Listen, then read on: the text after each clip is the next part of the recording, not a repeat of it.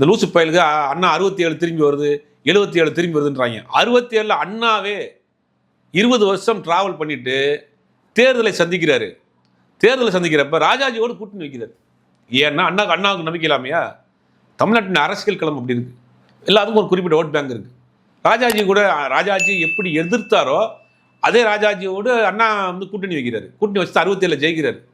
அதுக்கு முன்னாடி அண்ணா ஒரு 20 வருஷ பயணம், தொடர்ந்து போராட்டம், இந்திய எதிர்ப்பு, எழுதுறாரு, பேசுகிறாரு, நாடகம் போடுறாரு, ஏகப்பட்ட தம்பிகளை சேர்த்து வச்சிருக்காரு, ஊர்தோறும் பொதுக்கூட்டம் போடுறாரு, மக்களை சந்திக்கிறாரு, ஒரு பெரிய தலைவராக உருவாகி இருக்கிறாரு, ஒரு மாஸ் லீடராக இருக்கார். எத்தனை வருஷம்? 20 வருஷம். 20 வருஷம் கழிச்சு தேர்தலை சந்திக்கிறார்.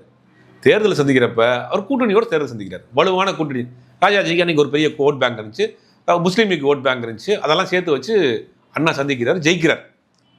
உங்கள்கிட்ட கூட்டணியும் கிடையாது, அண்ணா போன்ற ஆற்றலும் கிடையாது, எப்படி நீங்கள் ஜெயிப்பீங்க?